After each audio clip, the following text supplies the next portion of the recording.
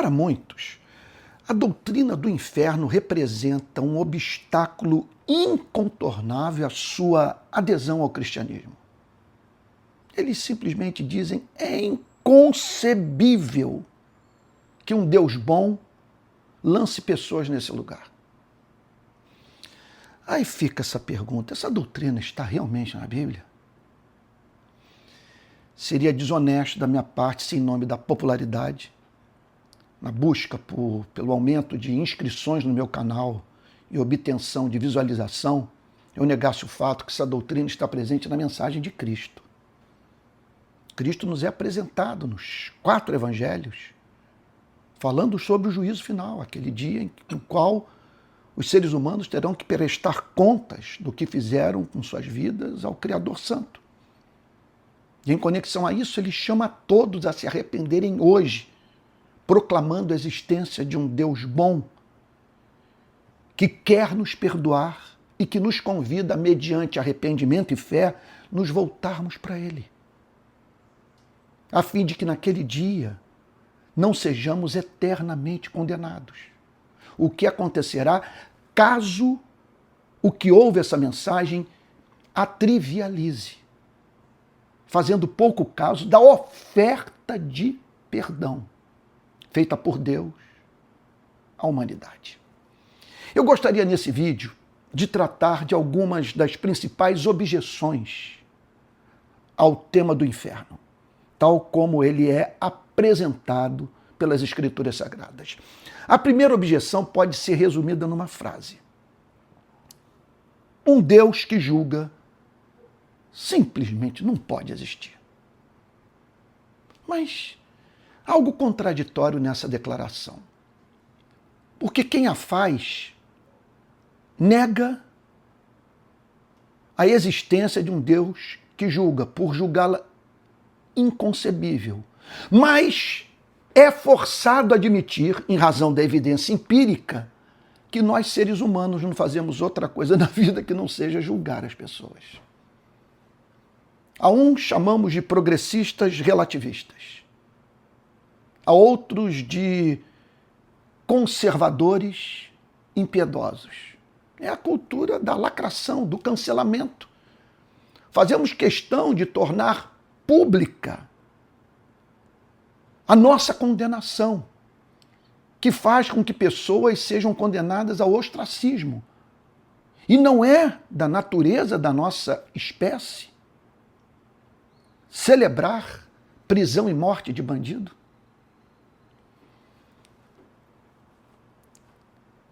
Grande problema, seu e meu,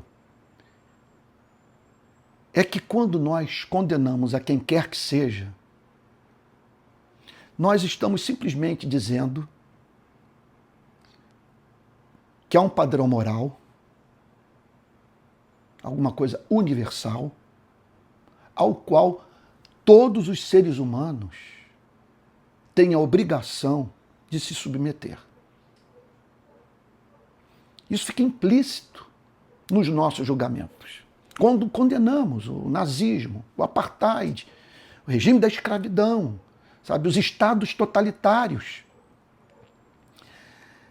E o seu problema e o meu problema é que nós fazemos isso diariamente, até mesmo nas nossas relações interpessoais.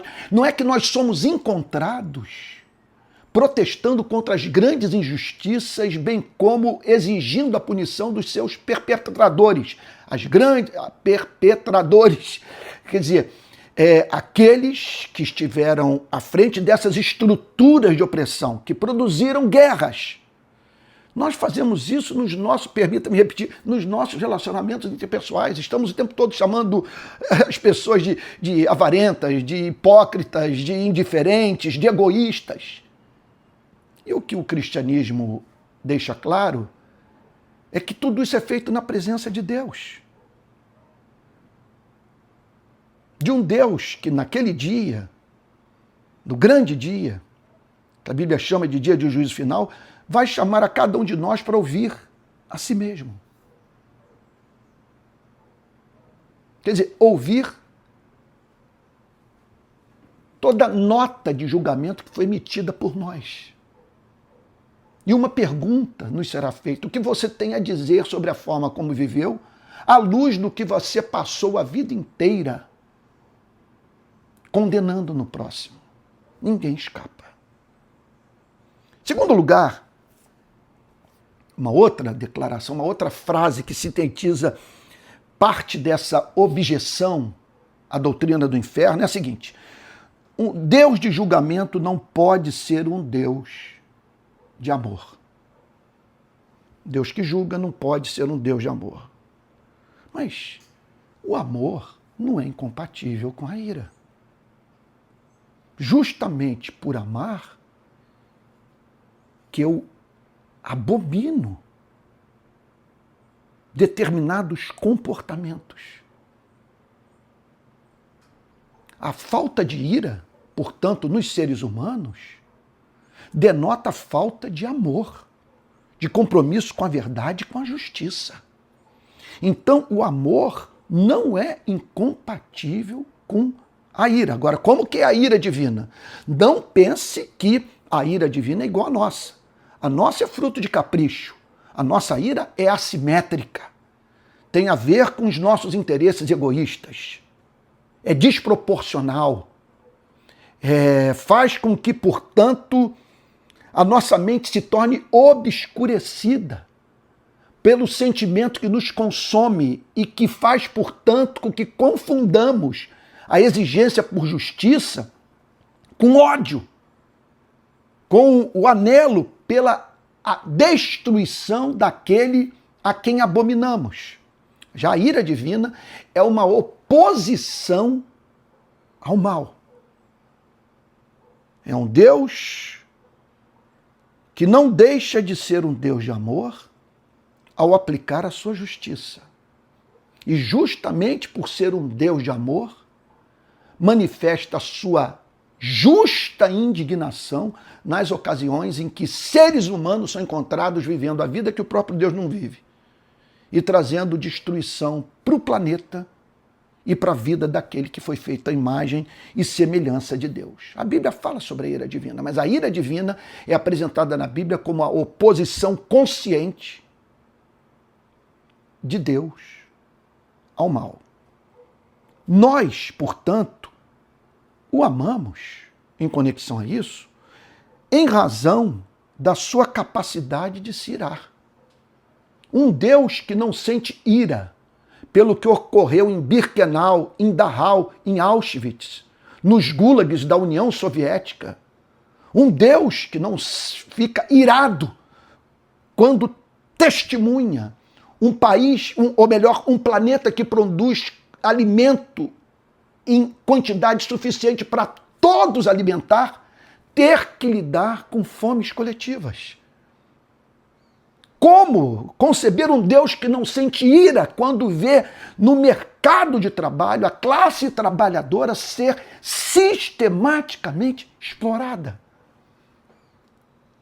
E poderia multiplicar os exemplos daquilo que encontramos na vida que causa em nós justa indignação e que desperta a santa indignação de Deus. E nós o amamos, porque na sua santidade ele julga o mal.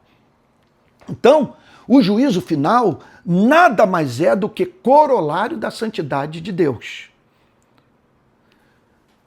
Esses dias, na entrevista que eu concedi ao jornalista Reinaldo Azevedo, que me perguntou sobre a parousia, sobre o retorno de Cristo, eu declarei para ele o seguinte: que se, à luz do que a própria Escritura Sagrada nos ensina, que se não houvesse uma só declaração bíblica referente ao juízo final, eu teria que esperar, em razão do que a Bíblia fala sobre a santidade de Deus, um fim para essa presente ordem. Porque é inimaginável que um Deus santo conviva para sempre com esse festival de iniquidade, de injustiça, de assassinato, de opressão. Ele vai dar um basta. Por isso a mensagem do Evangelho consiste numa convocação a todos os seres humanos que têm suas mãos sujas de sangue ao arrependimento. Sendo assim, portanto, o juízo final é corolário da santidade divina. Em razão de Deus ser quem ele é, haverá um juízo final. Em razão de Deus ser quem ele é, nós o vemos manifestando no tempo e no espaço a sua ira, como diz o apóstolo Paulo na carta aos Romanos, capítulo 1, verso 18. A ira de Deus se manifesta do céu contra toda impiedade e perversão dos homens que detêm a verdade pela injustiça. O comportamento do ser humano é consciente. O ser humano faz o que quer fazer conscientemente. Parte dos nossos sofrimentos tem a ver com o que os seres humanos fazem conosco.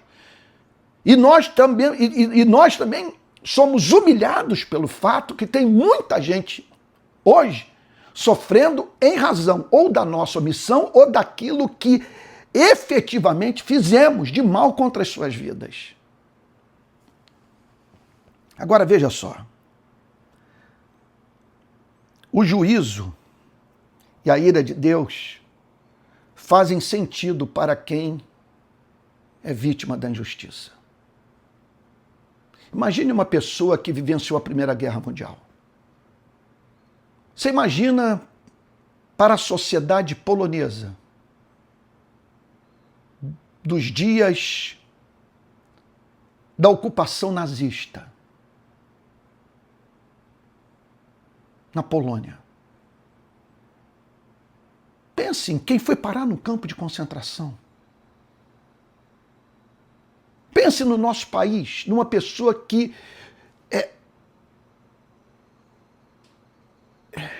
foi levada para dentro de um quartel do exército e posta num pau de arara.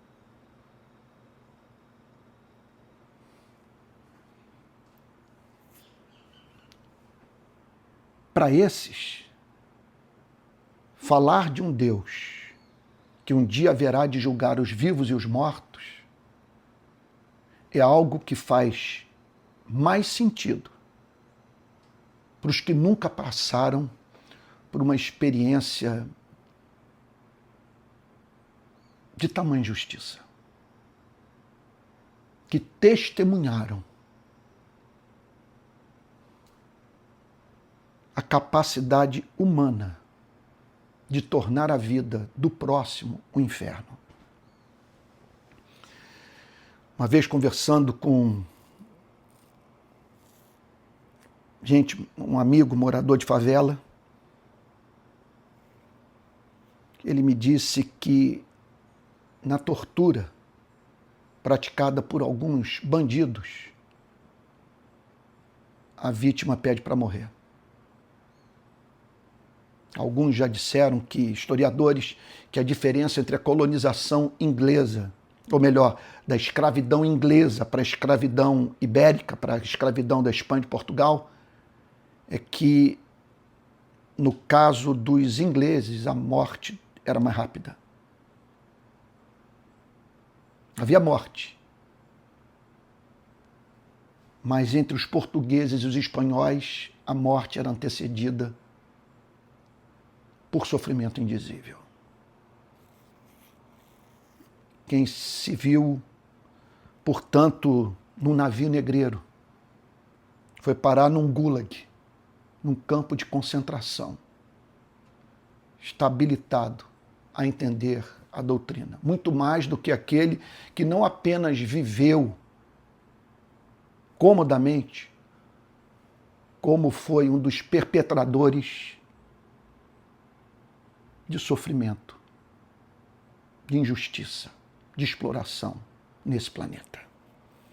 E, por fim, uma outra declaração que é feita é que um Deus de amor não permitiria o inferno.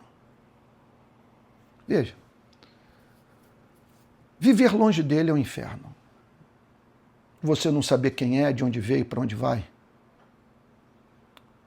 Você estar privado da comunhão com a fonte de toda alegria, de toda paz, com a referência maior, absoluta, do que é belo, do que é santo, do que é justo.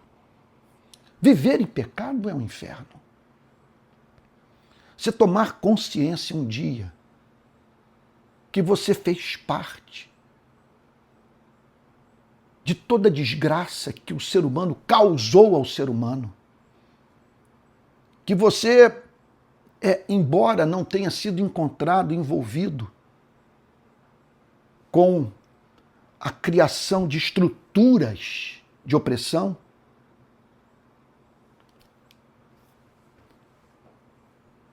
na sua vida foi encontrado os princípios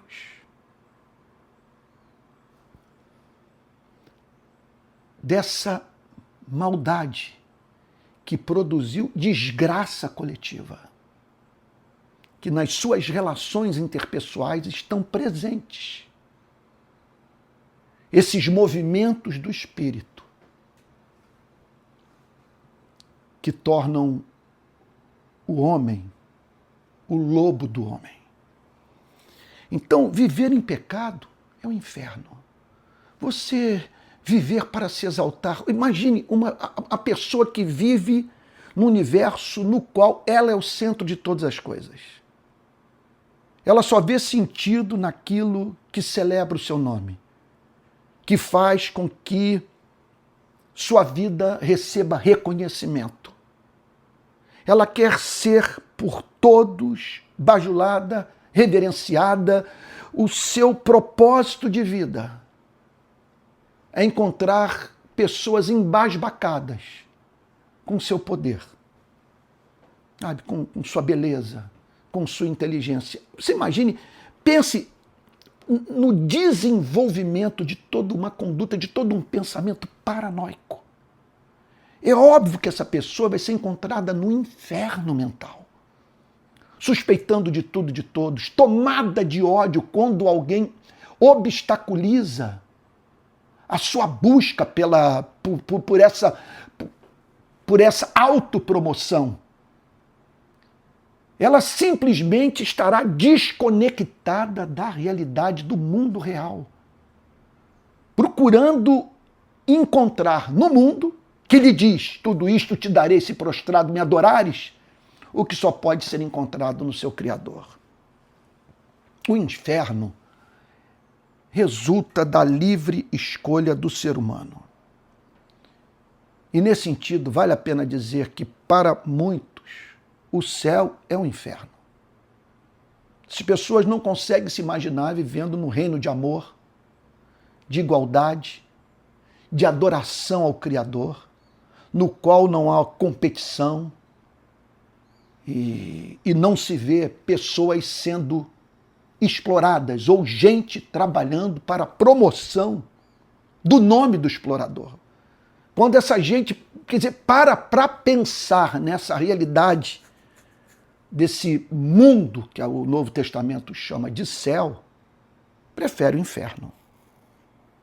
Sabe? Vale também destacar um outro ponto. Em nenhum momento a Bíblia descreve inocentes sendo julgados por Deus, ou pessoas arrependidas dos seus pecados, com o coração contrito, pedindo misericórdia a Deus e sendo lançada na condenação final. Nós não vemos isso na Bíblia. Quero dizer também que eu sou agnóstico com relação à natureza do inferno. Eu creio que haverá uma separação, eu não sou universalista. Que consiste o universalismo? Consiste na crença de que no final Deus vai salvar a todos, isso não é ensinado por Jesus. Agora, você encontra entre os teólogos reformados pensamentos diferentes sobre o que acontecerá após esse julgamento. Um homem como John Stott, por exemplo, ele sugere o aniquilacionismo, que a linguagem do fogo, por exemplo, tão presente nos discursos do Novo Testamento, denota a destruição da pessoa. Que ela simplesmente vai deixar de existir. Eu me lembro de uma discussão com um teólogo americano que ele tentou me convencer de que é um local de fogo literal e cheiro de enxofre, ao que eu disse para ele que eu não conseguia acreditar naquilo. Tudo que eu sei é que haverá uma separação e que a mensagem de Cristo nos chama para nós nos preservarmos dessa incalculável desgraça. Gostaria de concluir apresentando também outro ponto. Muitos pregadores, em nome da obtenção de popularidade, nesse mercado religioso, né, tão ansiosos por oferecer o melhor produto,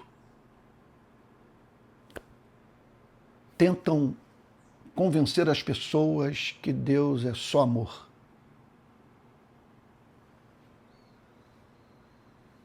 Isso não passa pelo teste da vida. Olhe para a natureza, olhe para esse planeta. Não é fato que nós vemos a natureza, em não poucas ocasiões, se voltando contra nós na forma de furacão, de terremoto, de tsunami?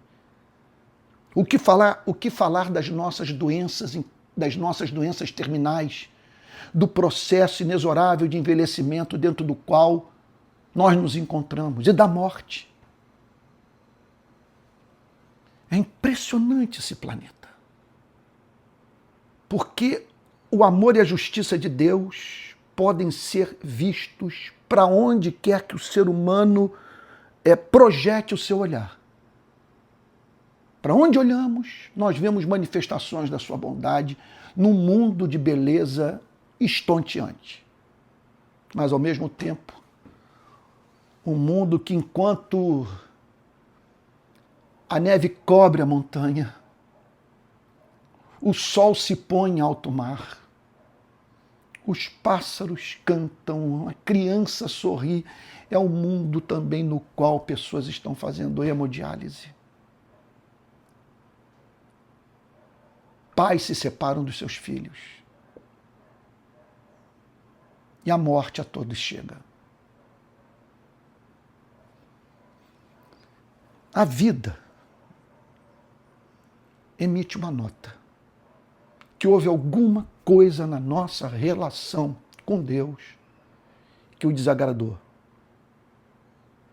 Caso contrário, nós não viveríamos nesse vale de lágrimas no qual você e eu habitamos. O que revela a existência de um Deus que é capaz de se indignar.